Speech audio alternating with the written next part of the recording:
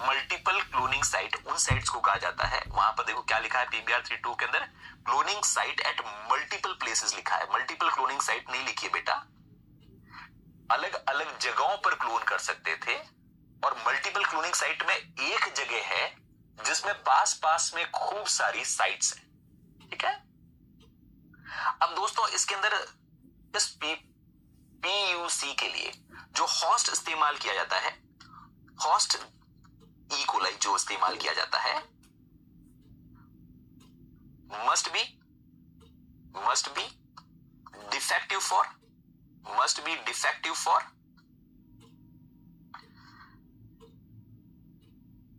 Beta galactosidase, यानी उसका जो लैक जेड है वह सही सलामत नहीं होना चाहिए।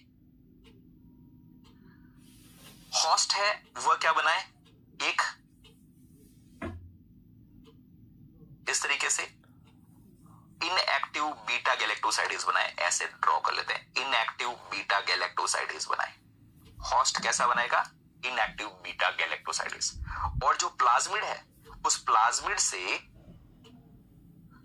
से अगर लैक जेड डैश एक्सप्रेस हुआ, प्लाज्मिड से lac Z dash gene express हुआ तो उससे बनेगी एक सबनेट, और ये एक सबनेट जो यहां से बन रही है, ये सबनेट यहां पर आकर अगर बाइंड होती है जो प्लाज्मिड से बनी है, तो ही बीटा गैलेक्टोसाइडेस फंक्शनल तरीके से काम कर पाएगा। जो लैक जेड जीन यहां पर है अगर ये एक्सप्रेस हो दोस्तों, और अगर ऐसी कुछ कहानी बने, है ना, ऐसी कुछ कहानी बने, एंजाइम फंक्शनल कब होगा, जब इसको साथ मिले from one of the subnet produced by plasmid. तो अब आपके पास क्या होगा, फंक्शनल बीटा गैलेक्टोसाइडेस। होस्ट से बनने वाला वो कैसा होगा, नॉन फंक्शनल बीटा गैलेक्टोसाइडेस। इस फिनोमेनन को कि अल्फा सबनेट, हम इसको बीटा सबनेट कह सकते हैं, इधर से जो बनने वाली अल्फा सबनेट है, अल्फा और बीटा सबनेट आपस में मिले तभी फंक्शनल बीटा गैलेक्टोसाइडेस बने, इसे क्या कहता है, अल्फा कॉम्प्लीमेंटेशन, ठीक है।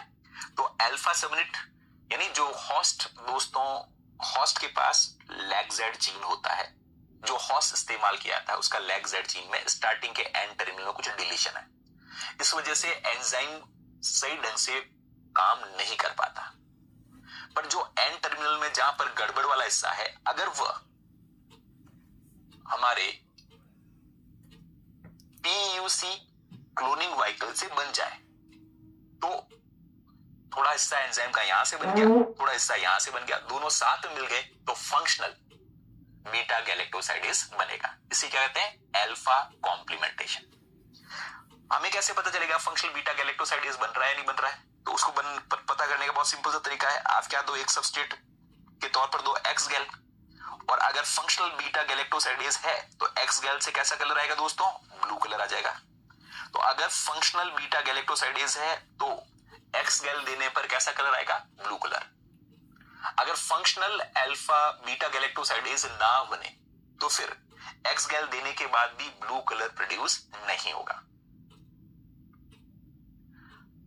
हाँ, हम हमेशा दोस्तों जो क्लोनिंग व्हीकल लेते हैं वो हर होस्ट में डालते हैं, उसका एक पर्टिकुलर होस्ट होता है, उसी के अंदर हम इंसर्ट करते हैं।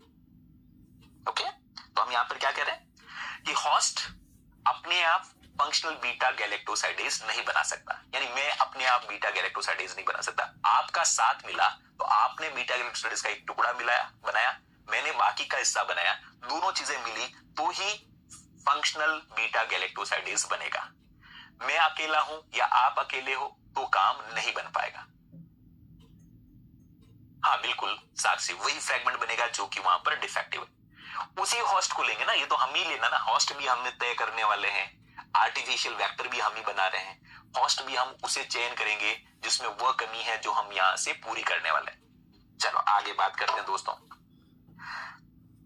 तो अब करते क्या, एक बार वापस देखिए कि पहले लैक जेड जीन को, लैक जेड प्लस या लैक जेड प्राइम जीन को कट करते हैं एक एंजाइम से, ये लैग जेड जीन बीच में से कट कर गया, फॉरेन डीएनए यहां पर इंसर्ट कर दिया, तो foreign DNA is inserted in the middle of lac Z gene. तो ऐसा करने पर अब there would be inactivation of, there would be an inactivation of lac Z plus उसका इनएक्टिवेशन हो जाएगा। अब क्या होगा, नो अल्फा कॉम्प्लीमेंटेशन, अब कोई अल्फा कॉम्प्लीमेंटेशन नहीं होगा, यानी वो एम्फिसिलिन रेजिस्टेंस की प्रॉपर्टी तो शो करेगा क्योंकि वो मौजूद है उसके पास, लेकिन वह लैग जेड माइनस हो जाएगा। यहां से ये अब अपनी सब यूनिट बनाएगा नहीं, और होस्ट जो ले रहे हैं वो पहले से ही लैग जेड में गड़बड़ है। ठीक है, चलो अभी बात करते हैं दोस्तों। तो अब हम क्या करेंगे कि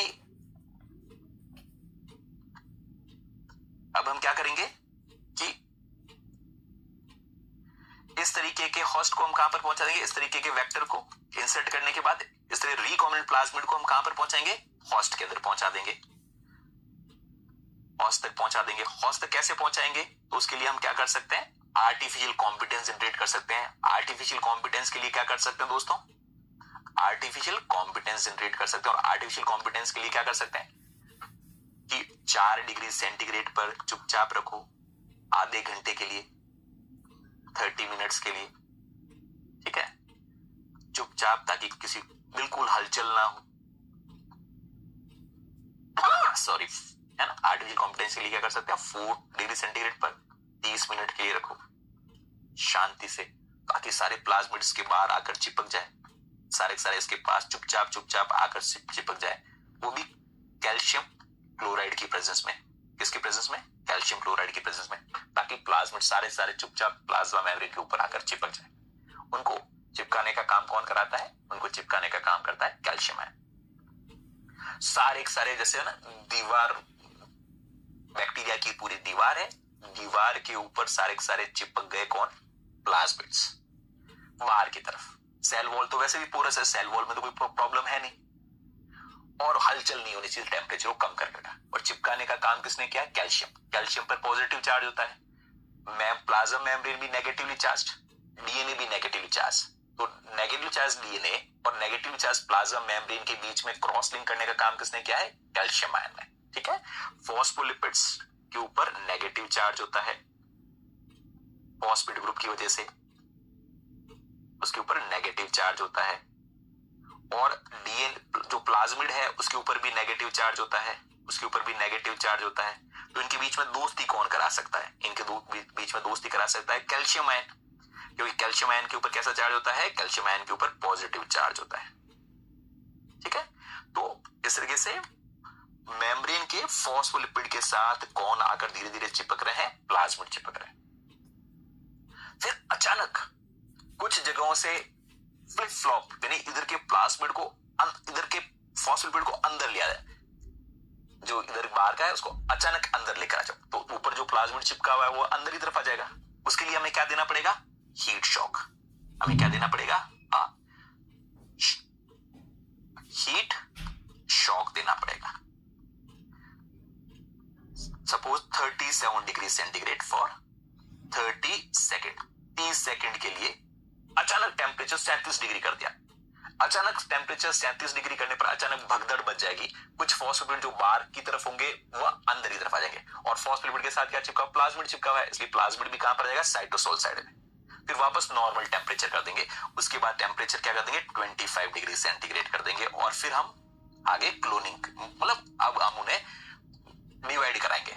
डिवाइड कराकर चेक करेंगे कि ऐसे कौन से बैक्टीरिया हैं जिनके अंदर ये सफलतापूर्वक प्लाज्मिड अंदर आ चुके हैं। ठीक है, क्लियर। तो हम कर क्या रहे हैं, आर्टिफिशियल कॉम्पिटेंस जनरेट कराने के लिए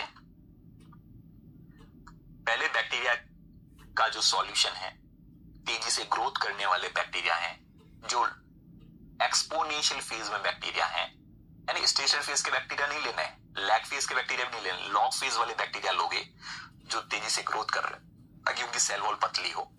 और उन बैक्टीरिया के सराउंडिंग में आपने PBr322 रखा या पुक वेक्टर रखा, जो भी रखना उसके सराउंडिंग में आपने रखा, टेम्परेचर को कम करके रखा, अंदर कैल्शियम भी डाल के रखा, तो उसकी वजह से क्या होगा, हर बैक्टीरिया के चारों तरफ कई सारी जगहों पर प्लाज्मिड आकर चिपक जाएंगे। चिपकाने का काम कौन कर रहा है, कैल्शियम। फिर अचानक आधे घंटे के बाद 30 सेकंड के लिए एक झटका देंगे, टेम्परेचर अचानक बढ़ा देंगे, और उस दौरान क्या हो सकता है, फ्लिप फ्लॉप मूवमेंट हो सकता है, कोई फॉस्फोलिपिड बाहर से अंदर की तरफ जा सकता है। शॉक नहीं होता बेटा, शॉक का मतलब बहुत लो टेम्प, लंबे समय तक कोल्ड ट्रीटमेंट इस्तेमाल करेंगे शॉक की बजाय, है ना। तो प्रोलॉन्ग्ड टाइम तक लो टेम्परेचर ट्रीटमेंट देंगे और अचानक हीट शॉक देंगे, जिससे प्लाज्मिड अंदर आ जाए।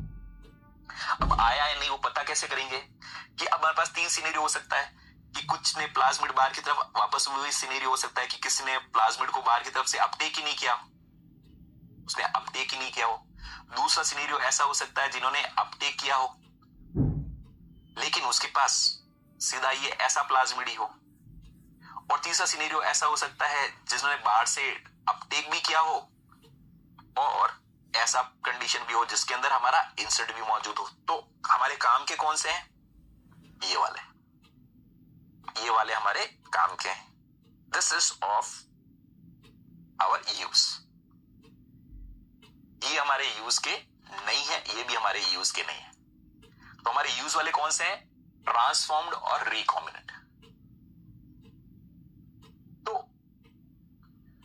कैसे ये पता चलेंगे, तो उसके लिए हम क्या करें, मीडियम के अंदर क्या डालो, मीडियम के अंदर एलबी मीडियम, लूरिया बर्टोनी मीडियम लिया, उसके अलावा हमने एम्फिसिलिन लिया, और एम्फिसिलिन के अलावा हमने एक्स गैल भी दिया। एक्स गैल क्या है दोस्तों, बीटा गैलेक्टोसाइडेज का एक अल्टरनेटिव सबस्ट्रेट है, और साथ में हमें आईपीटीजी भी ऐड करना पड़ेगा। थोड़ा बहुत मॉलिक्यूलर बायोलॉजी आपको पता है तो आप यहां पर क्या ऐड करना पड़ेगा, आईपीटीजी भी ऐड करना पड़ेगा। अब दोस्तों हुआ क्या कि इस मीडियम पर एम्फिसिलिन की वजह से, एम्फिसिलिन डाल रखा है, तो एम्फिसिलिन की वजह से ये बैक्टीरिया सारे तो मारे जाएंगे, ये वाले सारे बैक्टीरिया मारे जाएंगे, ये वाले तो सर्वाइव ही नहीं कर पाएंगे एम्फिसिलिन की वजह से, एम्फिसिलिन को मार देगा।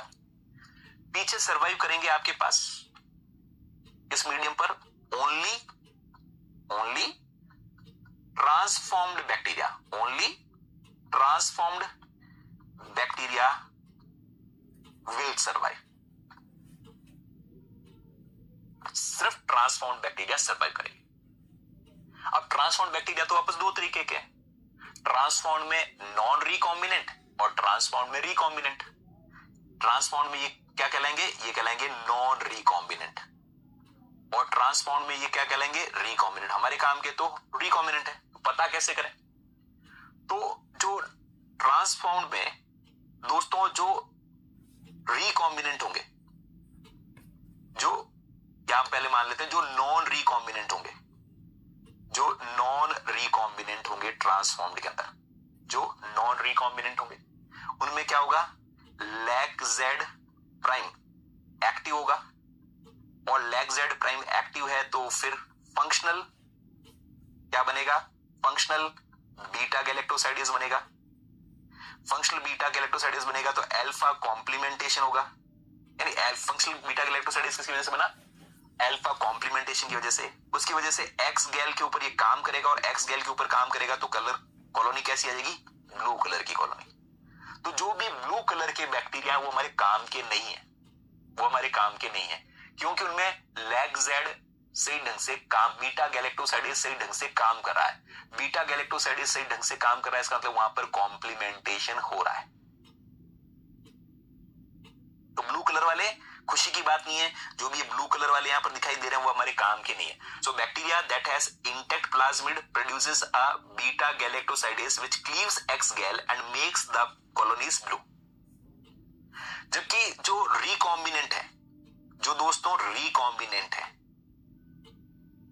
जो रिकॉम्बिनेंट है जिसमें हमारा इंटरेस्ट है, जो रिकॉम्बिनेंट है उसमें लैक जेड जो हम कह रहे हैं डैश, वह इनएक्टिव हो गया, और लैक जेड इनएक्टिव हो गया तो no alpha complementation, no alpha complementation, कोई अल्फा कॉम्प्लीमेंटेशन नाम की चीज नहीं हुई। एंड अगर कोई अल्फा कॉम्प्लीमेंटेशन नहीं हुआ तो नॉन फंक्शनल बीटा गैलेक्टोसाइडेज, और नॉन फंक्शनल बीटा गैलेक्टोसाइडेज मतलब एक्स गैल ब्लू कलर में कन्वर्ट ही नहीं होगा, सिर्फ ये कॉलोनीज कैसी होगी, व्हाइट कलर की कॉलोनीज का फॉर्मेशन होगा। So bacteria with a recombinant plasmid do not synthesise functional beta galactosidase, their colony remains white. जब ये बैक्टीरिया विदाउट प्लाज्मिड हो तो ग्रो ही नहीं करेगी। तो हमारी काम के बैक्टीरिया कौन से, कोई पूछे हमारे काम के बैक्टीरिया कौन से हैं, व्हाइट वाले या ब्लू वाले? हमें किस बैक्टीरिया को उठाना चाहिए, यहां से ब्लू वालों को उठाना चाहिए, व्हाइट वालों को उठाना चाहिए फ्रेश मीडियम पर ट्रांसफर करने के लिए? यस, व्हाइट वाले। तो व्हाइट वाले हमारे काम के हैं। तो स्पैट्रिड प्लेट से दोस्तों, स्पैट्रिड प्लेट से व्हाइट वाले बैक्टीरिया को हम उठाएंगे और एक फ्रेश ट्रांसफर करेंगे, उन्हीं को आगे मल्टीप्लाई करेंगे। ब्लू वाले हमारे काम के नहीं, जो मर गए वो काम के थे नहीं। जो ब्लू वाले हैं सही कलर दे रहे हैं, जो जवाब दे रहे हैं उसको हम चयन कर नहीं रहे। हम चयन किसका कर रहे हैं, व्हाइट वालों का। तो इस तरीके के सिलेक्शन को क्या कहा जाएगा, नेगेटिव सिलेक्शन। क्योंकि जो ब्लू कलर दे रहे हैं उनको आप सेलेक्ट नहीं कर रहे हो, आप सेलेक्ट उनको कर रहे हो जो कलर नहीं दे रहे। इस प्रक्रिया को वापस क्या कहा जाएगा, नेगेटिव सिलेक्शन। समझ में आया बात? यहां पर नोट्स में क्या लिखना है बेटा, ये जो मैंने लिखी चीजें यही तो लिखनी है नोट्स के अंदर बेटा, ये सारी चीजें लिखनी है। जो मैंने यहां पर साइड में लिखा है ये सारी चीजें लिखनी है बेटा, ये मैं जो लिख रहा हूं आपको। तो इसे क्या आता है, ब्लू व्हाइट स्क्रीनिंग। इसे ब्लू व्हाइट स्क्रीनिंग कहा जाता है।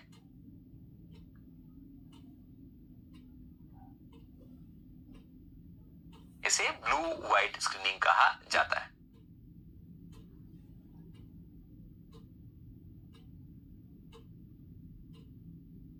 चलो बच्चों, तो इस तरीके से आपको सब चीजें समझ में आ जाएगी। बस इसलिए मैं हमेशा कहता हूं पेशेंस रखो, तो आपको सब कुछ समझ में आ जाएगा।